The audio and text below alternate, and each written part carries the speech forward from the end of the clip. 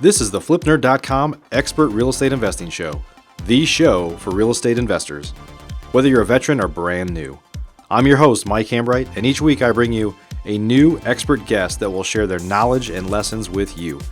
If you're excited about real estate investing, believe in personal responsibility, and taking control of your life and financial destiny, you're in the right place. This is episode number 436, and my guest today is Kyle Doney, who operates in and around the Denver, Colorado market. Kyle is a fellow Investor Fuel Mastermind member and has been crushing it in the Denver market over the past couple of years. Now, I've thought about doing some case study shows in the past, but we just really haven't done it. But that's exactly what we're going to do on today's show. We're going to go over 5 case studies on deals that Kyle has done, all of which were a bit creative, deals that most investors would have passed on, or deals that other investors did pass on. There are also deals that Kyle wouldn't have done if he didn't get a bit creative. This episode is an awesome learning experience of some real world examples, and I'm glad you're here with us. Let's go ahead and jump in. Please help me welcome Kyle Doney to the show. Hey, Kyle, welcome to the show. Hey, Mike, thanks for having me. I appreciate you having me on. It's an honor to be here. No doubt. Hey, man, really awesome to talk about some case studies today. We don't do enough of that on the show, and this is episode number 436. We talk about deals sometimes every once in a while, but I'm excited to really just have a whole show on learning a little bit about you and then go through some case studies on deals that the average investor would have probably passed on or just missed completely. So I think it's going to be a great learning opportunity. Definitely. Yeah. Hey, man. So you and I are buddies. You're in the Investor Fuel Mastermind. I know you well, but a lot of our listeners might not. So tell us a little bit about your background and a little bit more about you. Yeah. I got into real estate investing in 2013. So I live here in Denver, Colorado, and moved out here in 2012. And I actually, I was in the military for 6 years before that. So that's kind of my background. And while I was after active duty, I was a reservist and went to college in North Carolina. And from there, I decided on Colorado because my brother was out here. And I actually moved out here and started a healthy vending business. So right out of college, I knew I didn't want to work for the man. I had done that, for 6 years in the military. And for someone that doesn't like being told what to do, going in the military, I don't know, it wasn't for me. So decided to be my own boss and started this vending business, and that kind of led me on the path to entrepreneurship. And then, I started that business, started making some good money, and I had another wholesale business as well, wholesaling electronics, and that was putting off good cash as well, which led me into real estate. So I bought a house in 2013 and lived in it and did the whole, the rent the rooms out and house hacked it. And then I bought another house in 2013 and decided I was going to try to flip one. And so that was a fix and rent. So bought it. It was 25 grand, which is crazy cheap in Colorado. Yeah, no doubt. North. Yeah. So learned a lot of lessons from that flip, that first one, and ultimately ended up renting it out and puts off good cash flow. I still own it. And kind of just went from there. I had the other businesses for about 5 years while doing real estate on the side. And so real estate was kind of a side hobby for me. The other businesses were making money and wasn't confident enough to jump out of those and jump full-time into real estate until I got to a certain point where I was like, you know what, yeah. I'm just going to do this full-time. And that was around 2017, beginning of 2017. I sold other businesses and just focused 100% of my energy on real estate. Yep. That's awesome. Yeah. Yep. That's great. So, and then Denver has obviously been on, there's a lot of markets that have been hot, but Denver has been really on fire for the past several years. And we were talking, maybe we'll get a chance to talk about that a little bit more towards the end, but we were talking a little bit about how kind of where we sit right now, what you're seeing in Denver, what I'm seeing in Dallas is markets are slowing down a little bit. Right. And so, I mean, the truth is, as real estate investors, I've been saying for years, I'm looking forward to the next downturn. Right. Yeah. But it's easy to say that academically, because we know that what'll happen is a lot of a lot of people that are overpaying for houses don't really know what they're doing, are going to get washed out. And if you hang in there and you stay in the game, then more opportunities will come your way. But it's not like somebody flips a switch one day. There's this transition that could take months or 6 months or a year, right? And it's like, how do you operate and how do you adjust during that time to keep running a business and keep making money, but stay safe and not get knocked out of the game by, getting caught up in paying too much for houses that now you're upside down in, right? Yeah, definitely. And we're seeing that, just like Dallas, we're slowing down. And the stuff I was buying 5, 4, 3 years ago, has almost doubled in price, which is mind-boggling, and it's already an expensive market.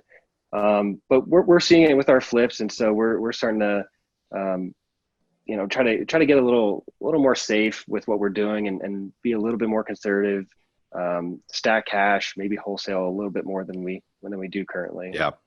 Transition. Yeah. Good. Awesome, man. So let's jump into these deals. So tell us, I want you to kind of tee up how you would describe this section we're going to go through here, with going through 5 different case studies, really.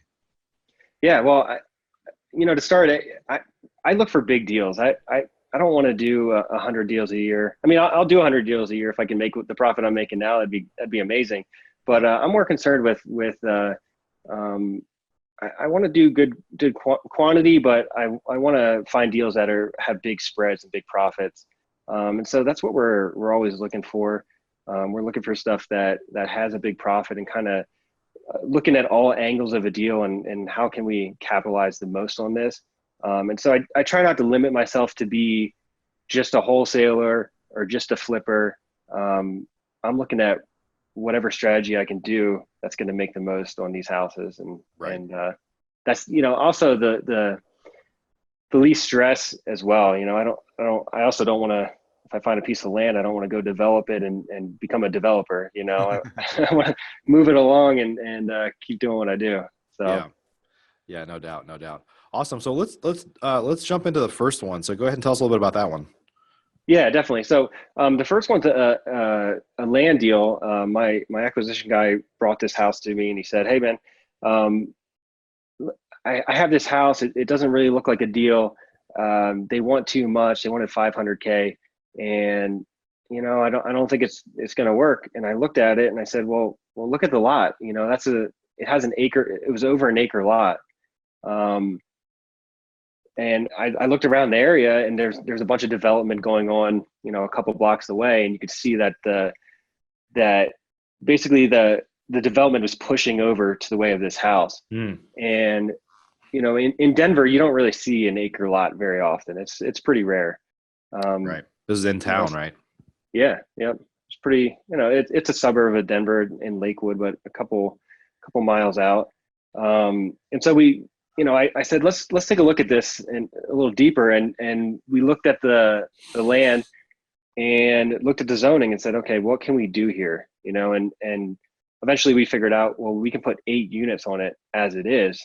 So this one house, let's not look directly at this house as a flip, because at $500K, it doesn't make any sense as a flip, but all the value is in the land.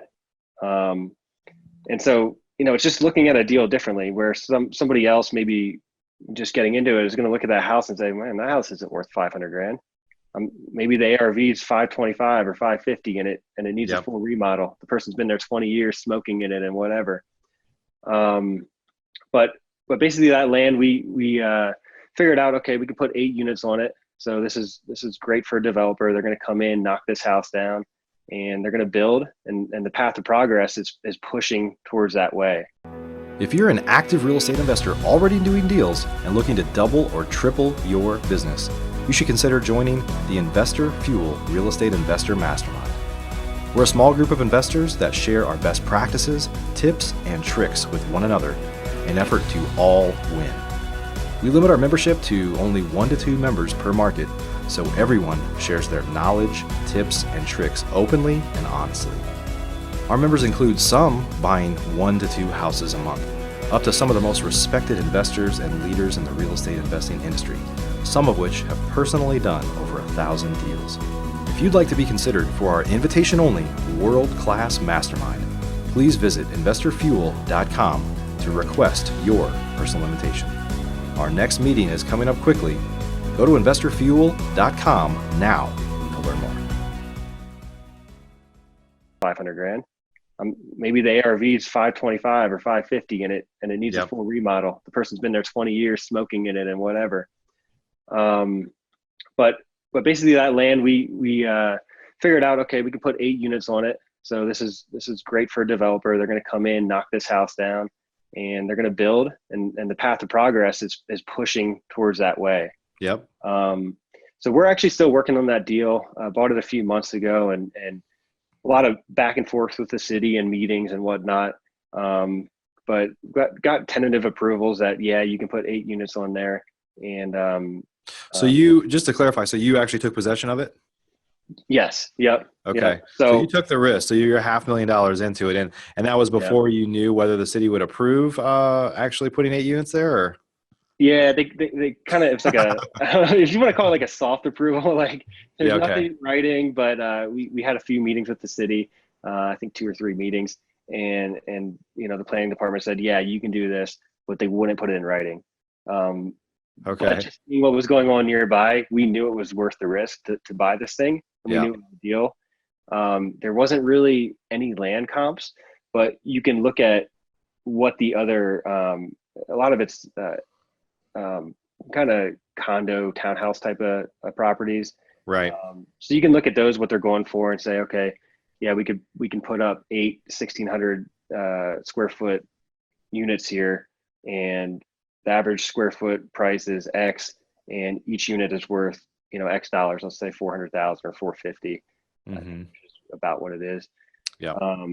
So we knew, there's value there. Somebody's going to buy this lot and put these up, and there's big profit at the other end.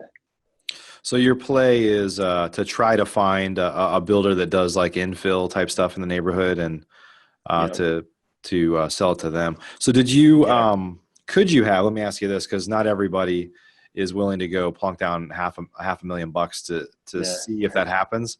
So you just talked about being risk averse, my friend. What are you doing? No, but could you have? Would the seller have waited for you if you said it's kind of contingent upon us getting approved to rezone, or like that? Would the seller have gone for that, or it sounds like probably not? Yeah, well, they kind of did. So we didn't make a hard commitment on it. We didn't have hard earnest down or anything like that. We did meet with the city before closing it. So we did. It's not a full green light.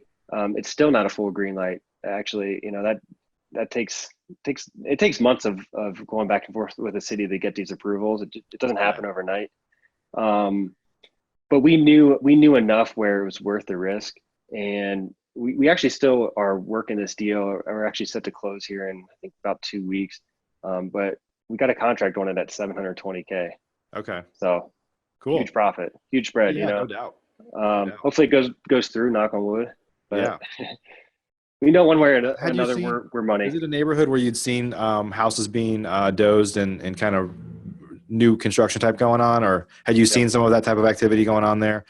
Yeah. Not necessarily turning one lot into 8, but just like more like, bulldozing houses and rebuilding, or? Yeah, putting up duplexes, putting up single families, things like that.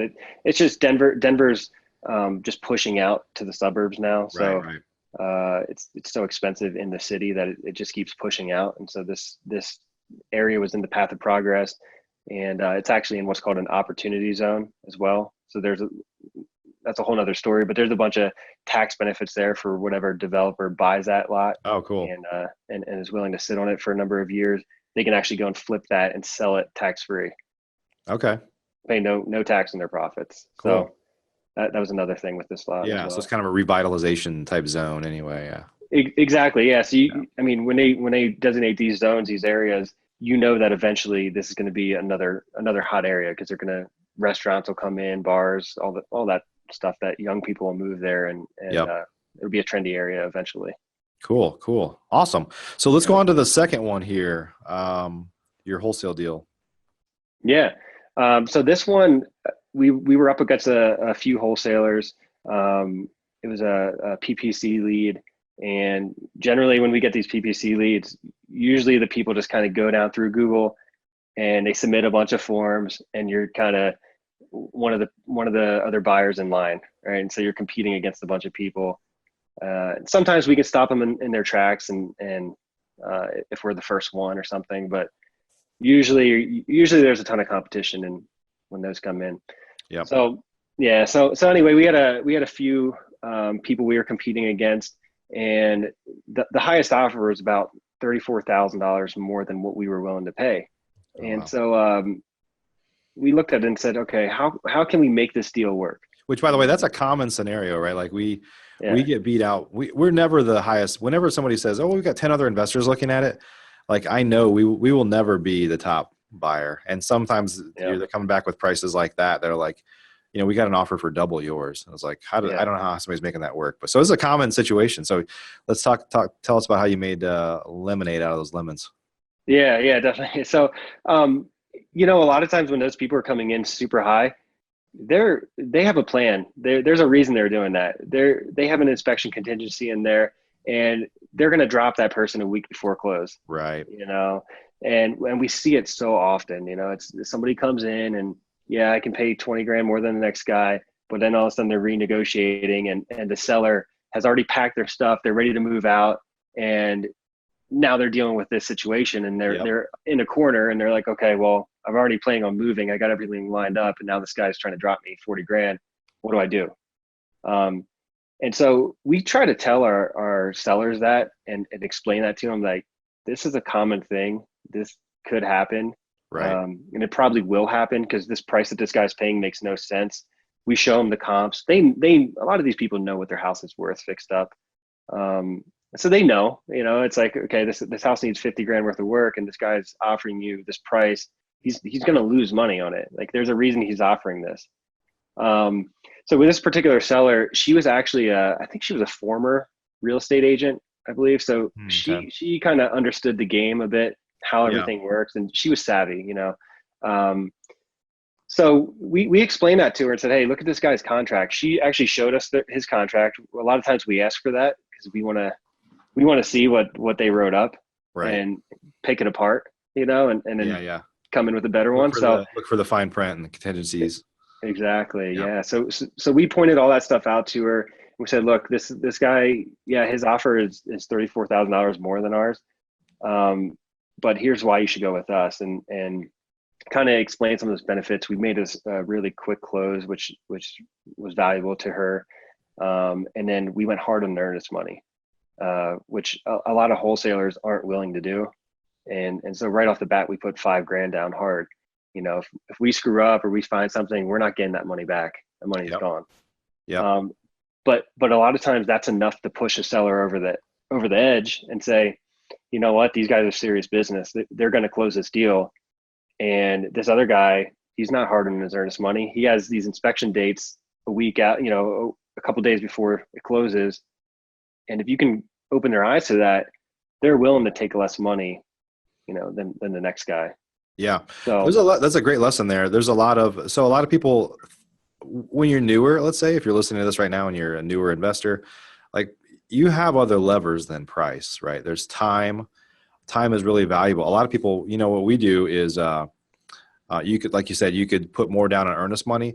I found that a lot of people don't really understand earnest money, but we don't try to explain it to them. We just we usually do $100. So we don't go out of our way to explain it to them. But if I needed a lever, I could say, you know what, normally we put down $100, but for this, I'll put down $10,000 and I'll make it non-refundable right now. We don't, because in every state's different, but in the Texas contract, we might have an option period where we could have a couple of days to deliver that earnest money, or we could say that we get it back after, if something else doesn't happen or whatever.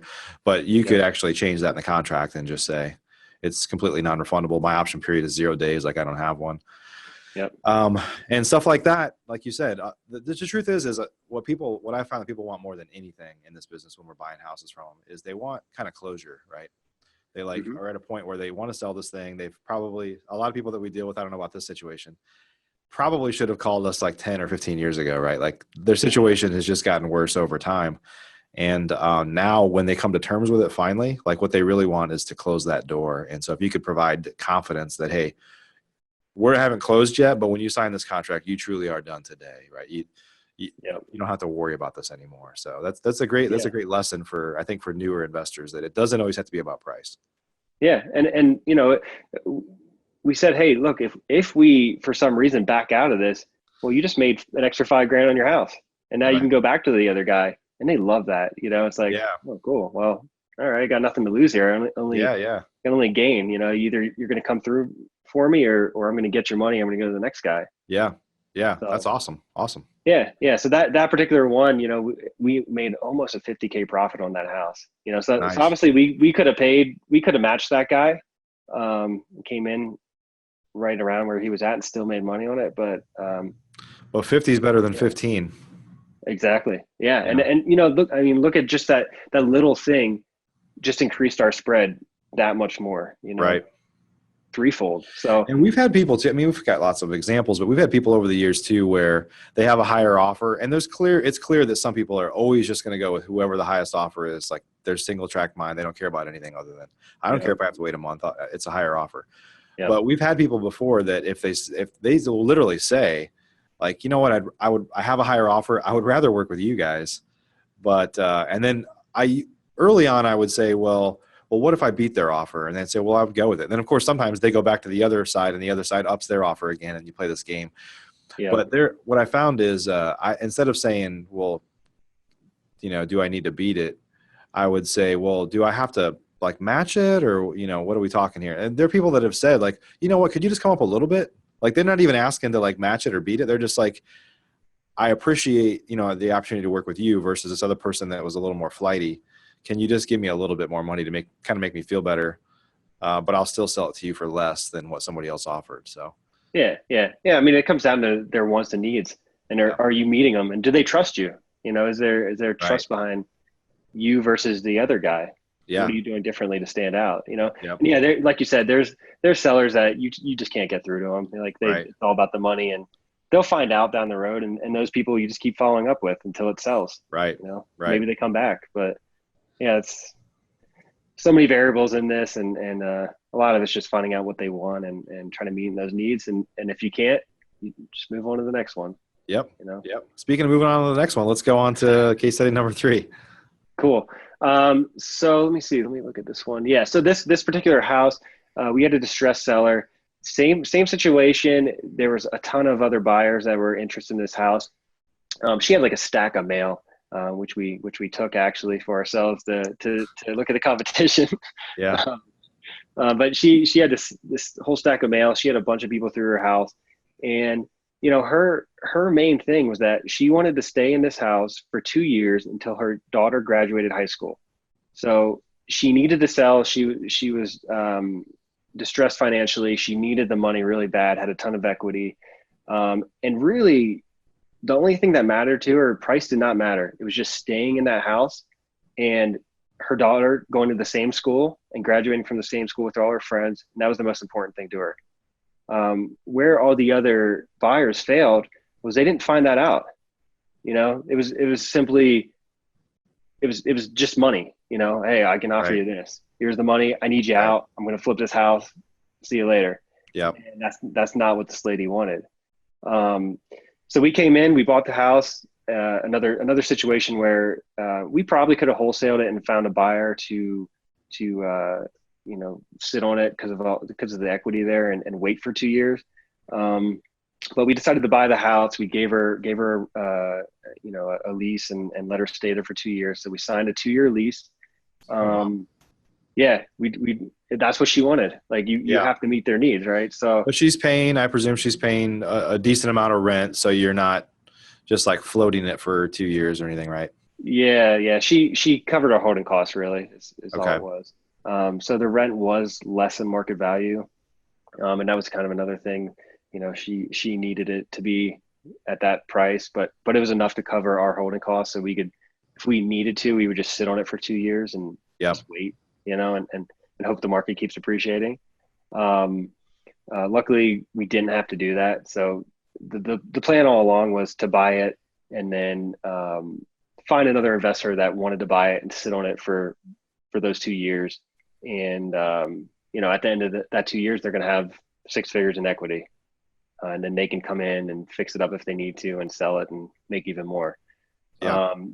So that's what we did. So we bought this house and gave her that rent back or lease, whatever you want to call it. And she stayed there for 2 years.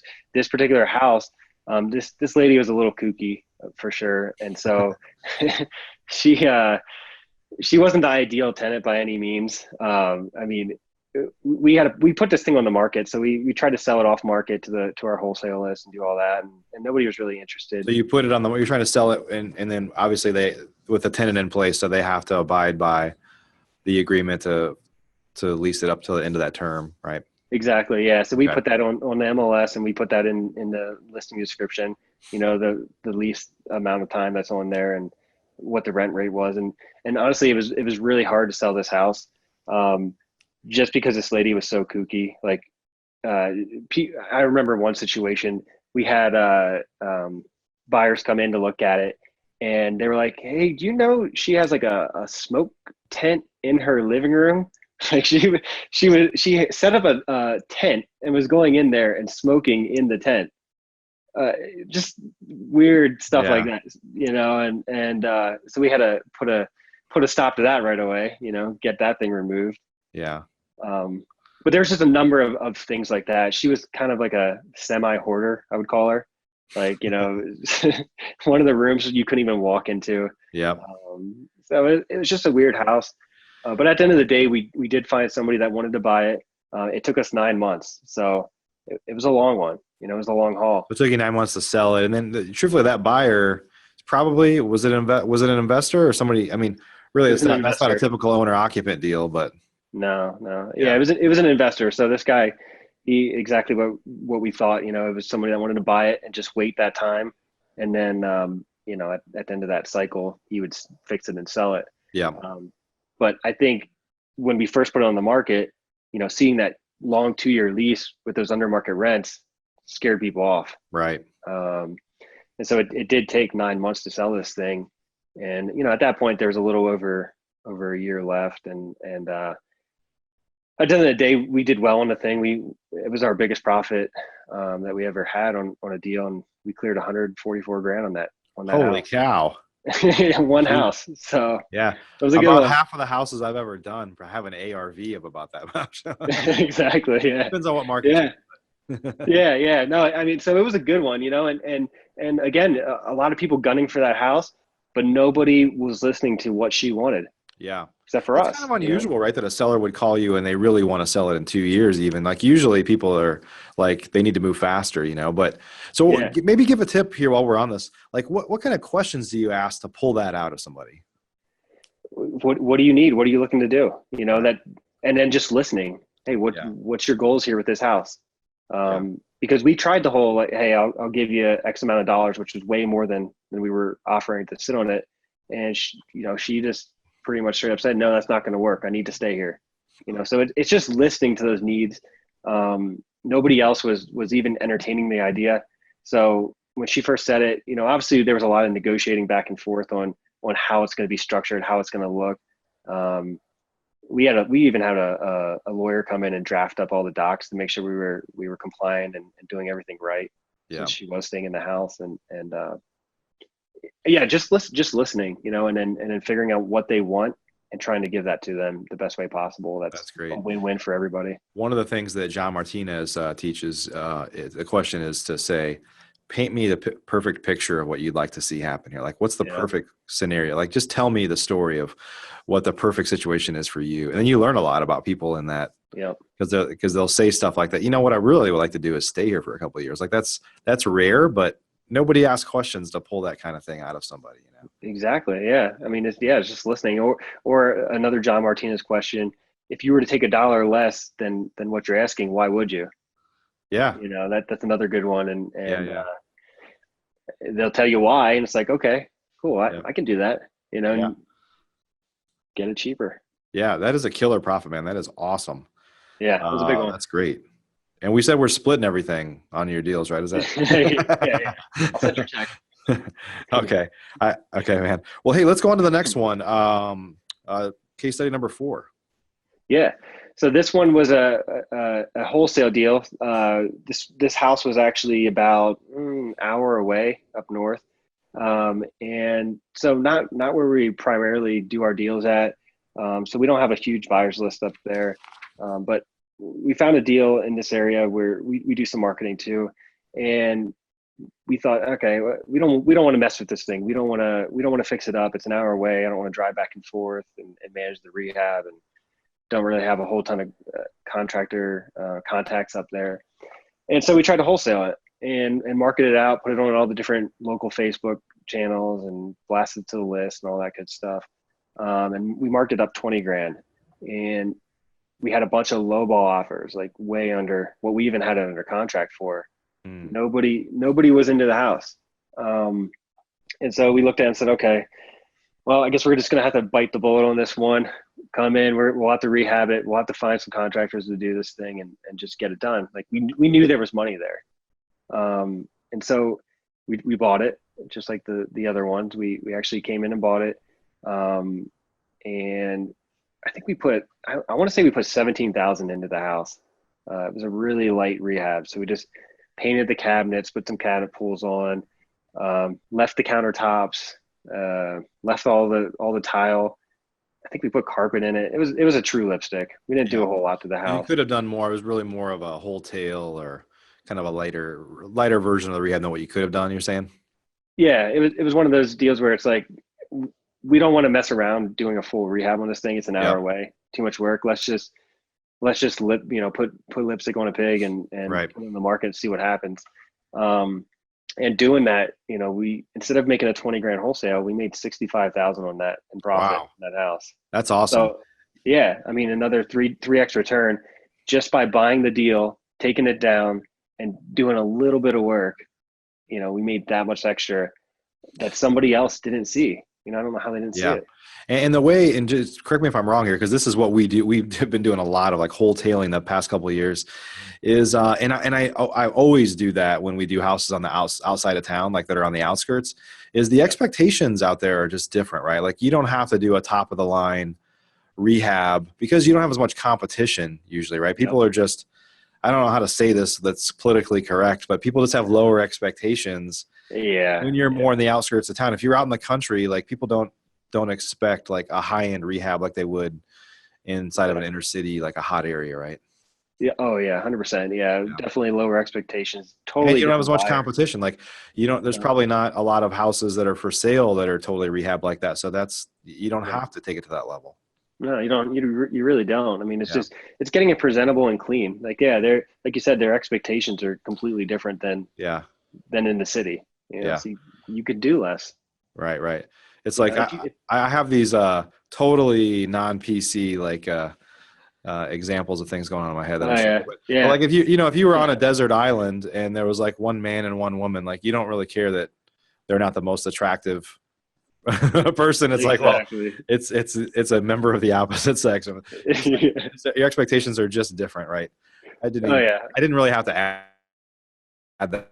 that part, did I? But I did. No, I see. I know what you're saying, and you're spot on. Yeah, it's just a different breed out there. That's and even inside the city. I mean, what we've been doing for the past couple of years is because inventory's been down so low.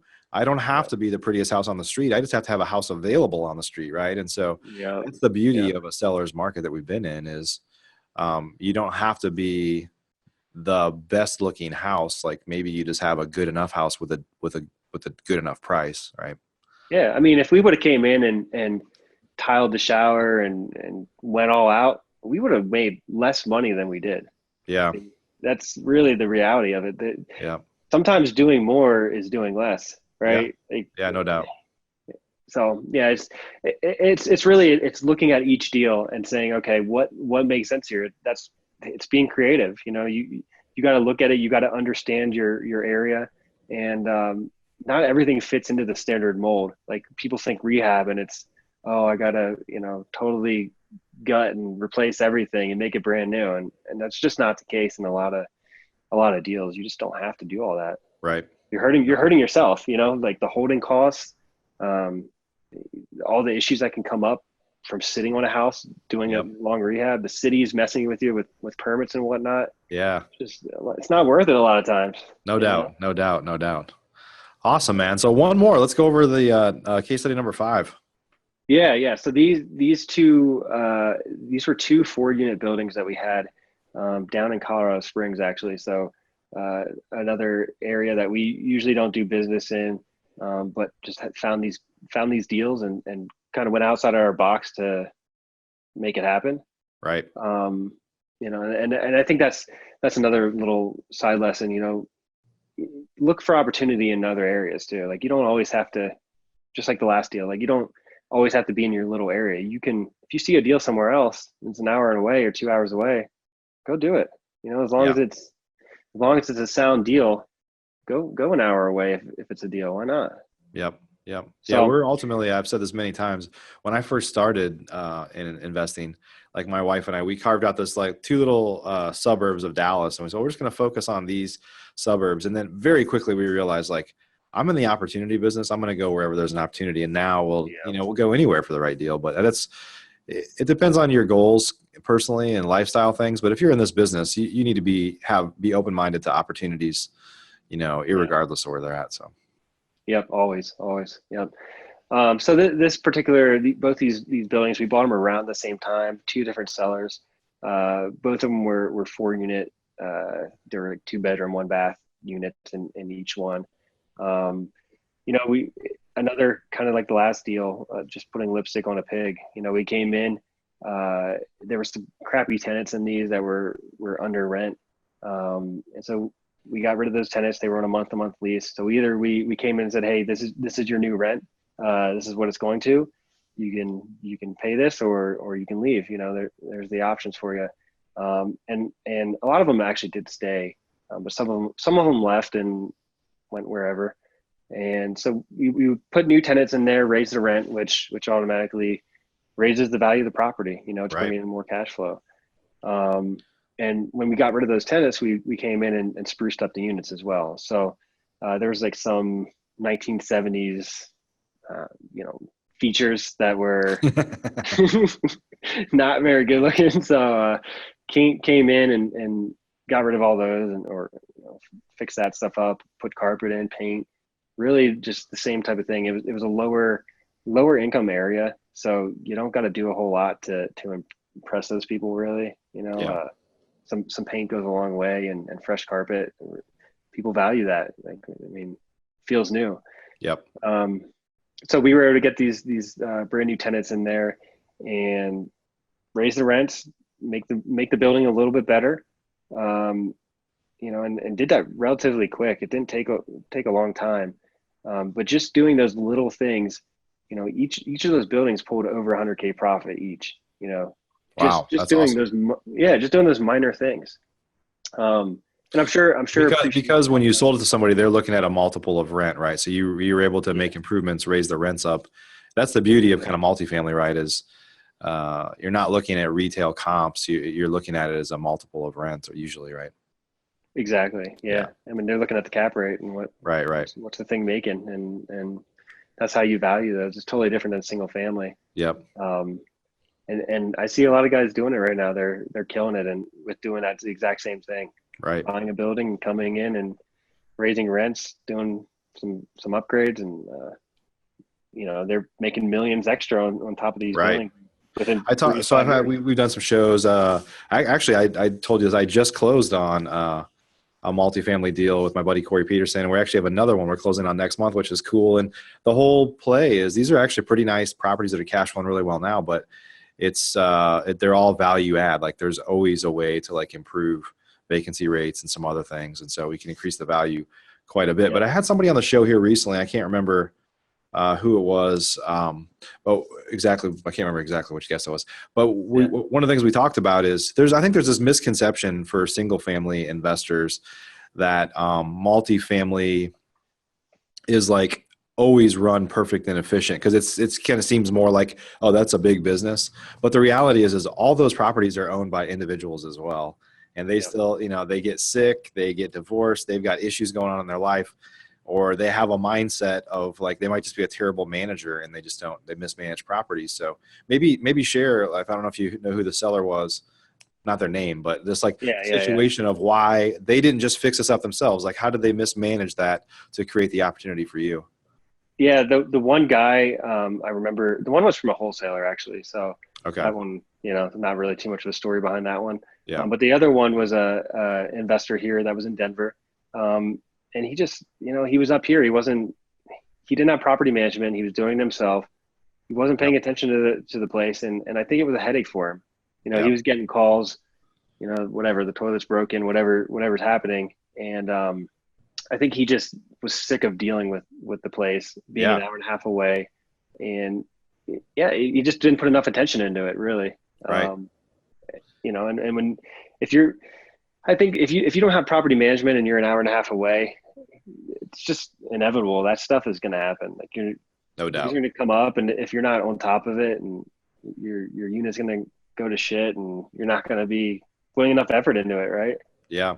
So, and some people too, whether it's single family or even, certainly multifamily, sometimes people in their, it's, you can never figure out the psychology of how people come up with how they justify things. Right. But like that guy, I don't know the situation, but we've had people like this that say things like, because Colorado Springs is on fire too, right? That's been on fire for a while. And so he, in his mind, he might be thinking, I'm just going to sell this thing. And I know maybe it's at a discount, but I at least doubled my money. Like maybe, he's justifying it based on what he bought it for maybe. Or we've had people that like, we bought the house from somebody that lived there for like 40 years. And we have a house recently we closed on, and they said this was the ARV was like 120. The house, it was like a hoarder house. So it needed a lot of work. It needed a ton of updates, but we negotiated the price, but we bought it for like $30,500 or something.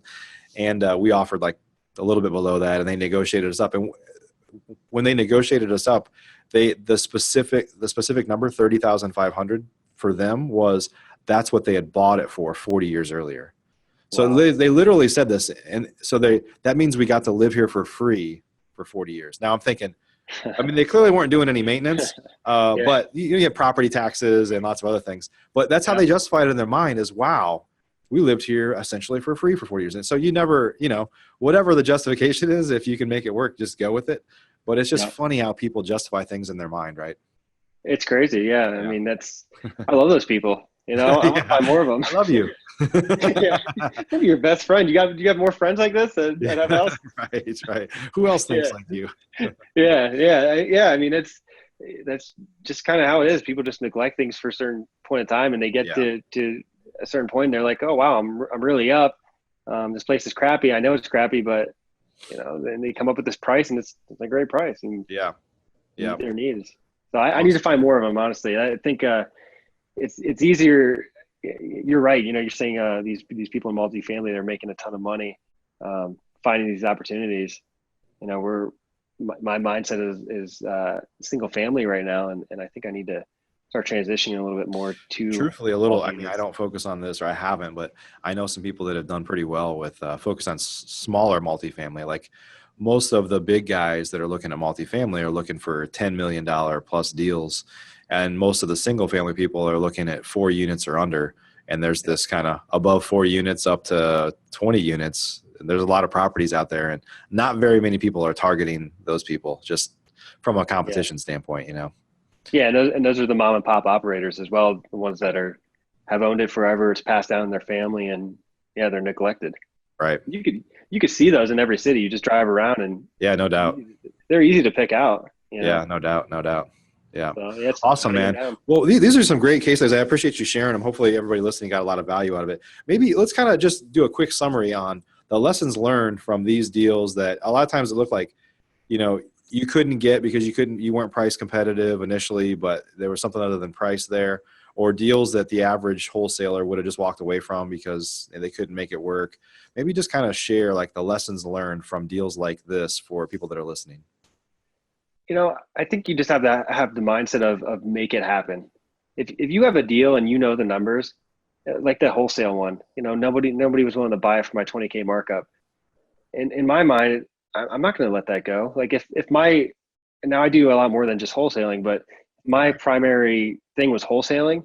And I know it's a deal and nobody wants to buy it off me. I'm going to go out there and make it happen regardless. Whether that's going to find a partner, getting hard money, anything like that. You just got to get out there and make it happen, because there's opportunity. And if you're walking away from that just because you couldn't find a buyer, you're letting money on the table, Yep. and I think that's the biggest thing. Just have that mindset. Look at every angle of a deal. We get deals all the time, and they don't make any sense with what the seller is saying. But we're looking at other angles. What's the zoning here? What's the, what could we do? Owner carry? What can we do here to make this thing happen to profit off of this deal? Yeah.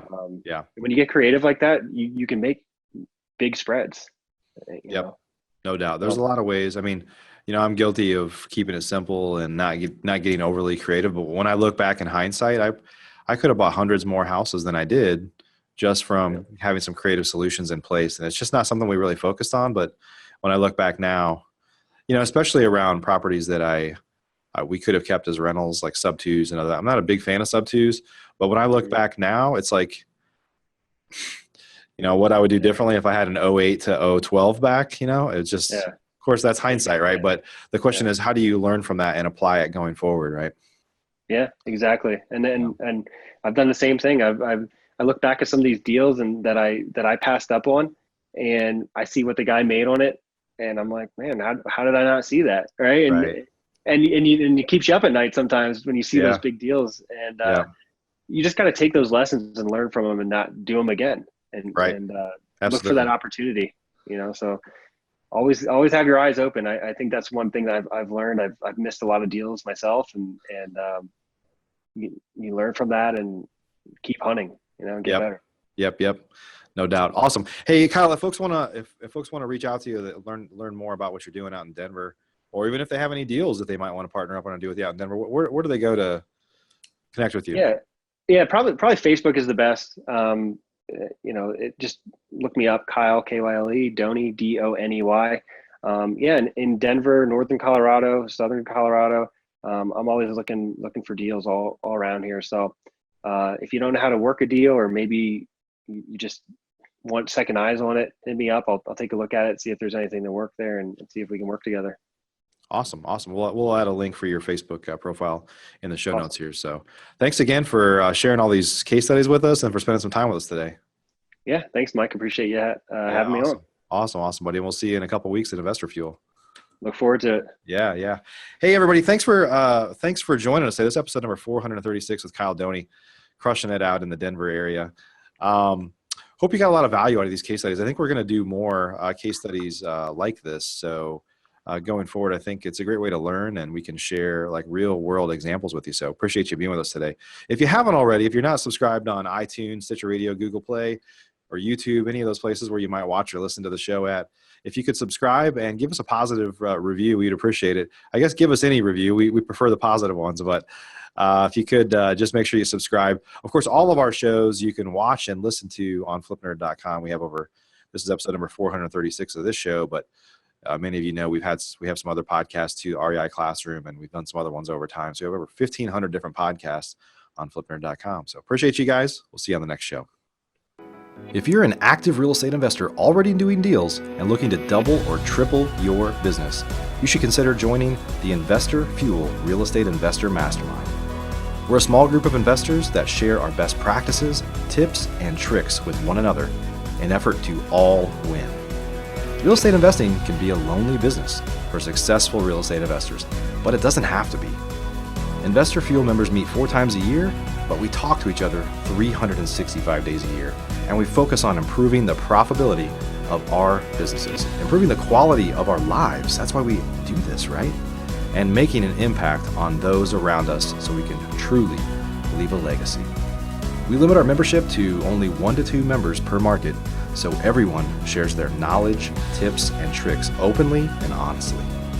Our members include some buying 1 to 2 houses a month, up to some of the most respected investors and leaders in the real estate investing industry, some of which have personally done over 1,000 deals.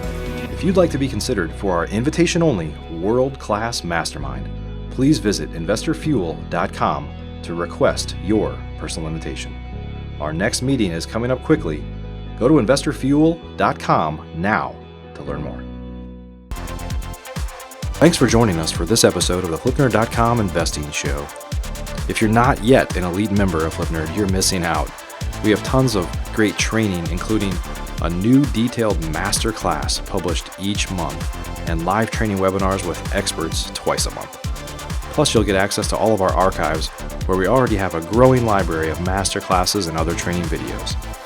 Elite members also get membership in our incredible online Mastermind group, where many of the top real estate investors from across the country, including many of the hundreds of guests I've had on the show in the past, are already members. Whether you're brand new, looking to get started, or a veteran, you simply must join today. I promise you won't be disappointed. To learn more or join today, please visit flipnerd.com/lab. That's flipnerd.com/lab. See you on the next show.